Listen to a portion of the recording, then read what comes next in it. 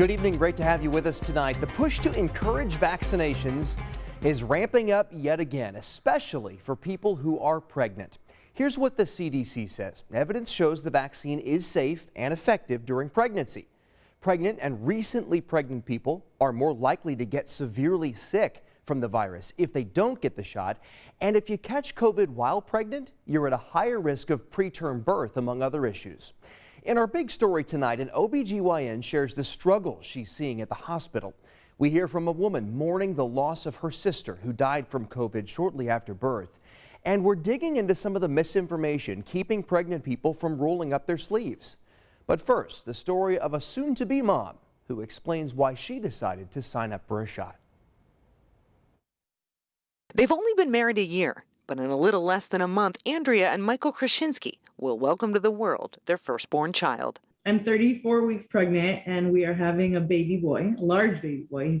The nursery's all ready to go. Now it's just a matter of waiting for their son to arrive. Bennett Michael Krasinski. The road to get to this point was a long one. The Krasinskis used fertility drugs to help them conceive. There was a long period of time where I wasn't sure that this could happen. That's why they didn't want to take any chances. As soon as she could, Andrea was signing up to get the COVID-19 vaccine when she was just 8 weeks pregnant. By the time in March, all the experts have come out and said, yeah, we recommend it for pregnant women to get the vaccine. So we're all right, we're on board. Yeah, we're on it. She's one of only a small number who are pregnant who decided to get the shot, just 31%, despite the increased risk for death if you get COVID during pregnancy. I didn't want to be that person. I didn't want to be a statistic. I know he doesn't want to be a widowed father with a newborn.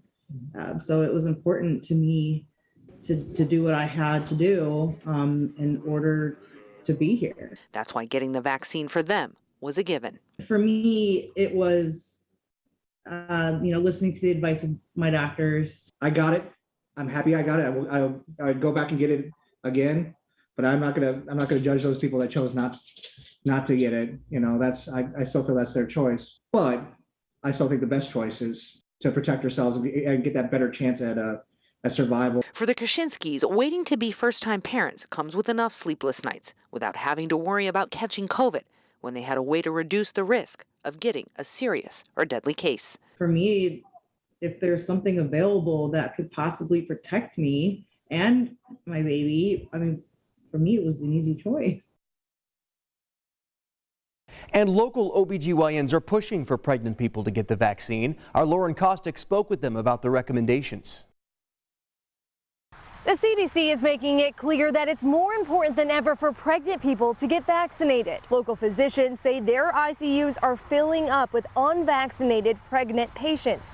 And it's not just affecting them, but also their babies. These people are young and healthy. They're not 80 years old. They're not people who've lived these long lives and with complex medical conditions. They're just pregnant. 22 pregnant people with COVID died in August. It's the highest monthly total since the start of the pandemic. Earlier this month, we spoke to a woman who was begging pregnant people to get vaccinated after her sister died and her baby was in the NICU for weeks. Elijah Levi Roy was born at just 25 and a half weeks to a mother whose body was ravaged by COVID. Kristen lost her battle just 2 weeks after her son was born.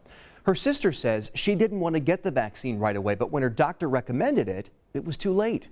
Kristen caught COVID and just a week later was hospitalized, then put on life support to give Elijah as much time as possible. And then the time came, August 13th, where her stats were dropping significantly.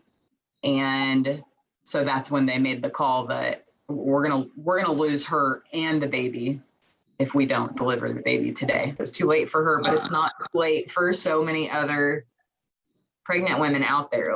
It's not too late yet. Some pregnant people say their vaccine hesitancy is because of false claims that it causes infertility. So let's bring in our investigative reporter Bob Siegel to explain why that isn't true.